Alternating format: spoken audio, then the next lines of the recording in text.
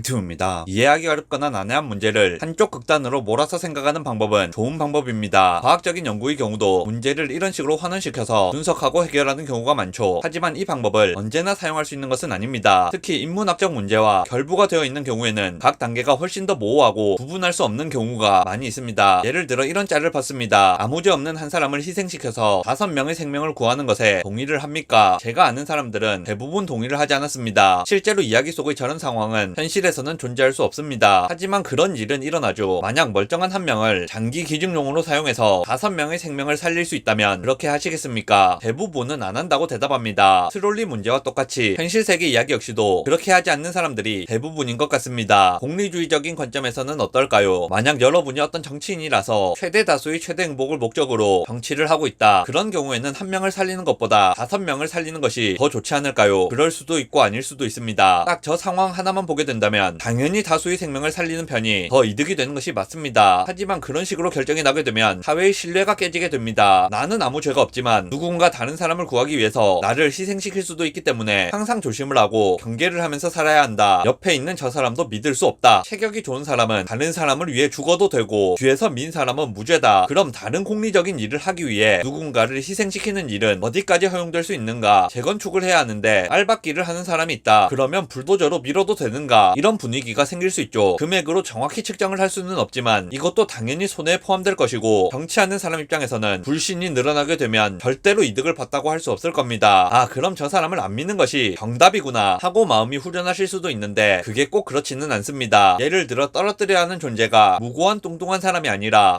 같은 강력 범죄자라면 어떨까요? 동물원에 있던 코끼리라면 어떨까요? 오늘 저녁에 도축하기로 한 한우라면 그러면 어떨까요? 포유동물이 아니라 곤충이나 식물이 담긴 화분이라면 그때는 어떨까요? 만약 떨어진 존재가 사망하는 것이 아니라 좀 다치는 정도에 그친다면 어떨까요? 다치기는 하는데 영구적인 후유증이 남는 경우와 완전 회복이 가능한 경우는 또 이야기가 달라질 겁니다. 누워있는 사람이 5명이 아니라 10명이라면 어떨까요? 100명이라면 어떨까요? 만약 한 명을 희생시키지 않으면 우리나라 서울에 있는 사람이 다 없어지게 된다. 그래도 한 명의 생명을 지켜주게 될까요? 무고한 한 명을 안 없애면 우리나라에 있는 사람이 다 죽는다. 아니면 지구가 멸망한다. 이러면 누구라고 해도 한 명을 희생시키는 쪽을 택할 가능성이 있습니다. 5명 트롤리 패러독스는 애매한 문제가 아니라 한쪽 극단 문제였던 겁니다. 그리고 지구 멸망 시나리오는 반대쪽 극단 문제입니다. 그리고 사람들은 양쪽에서 다른 선택을 할 수 있습니다. 똑같은 사람이지만 한 명 희생시켜 5명을 살리는 데는 동의하지 못하고 지구를 구하기 위해 한 명을 희생시키는 데는 동의할 수도 있는 겁니다. 이런 인문학적 문제가 포함되게 되면 우리는 합의를 해야만 합니다. 체중 60kg인 성인 남성 69명의 생명을 살리기 위해서 무고한 한 사람을 희생시키는 것은 안 되지만 69명이 아니라 70명을 살리기 위한 경우라면 괜찮다. 다만 희생되는 사람의 남은 수명과 건강 상태, 평소 행실과 사회적 이득을 고려해야 한다. 이는 누워있는 사람에게도 똑같이 적용한다. 이 정도까지의 디테일은 아니더라도 이런 식의 합의가 필요한 겁니다. 어느 정도의 타협선이 필요하다는 말입니다. 중절 수술 문제도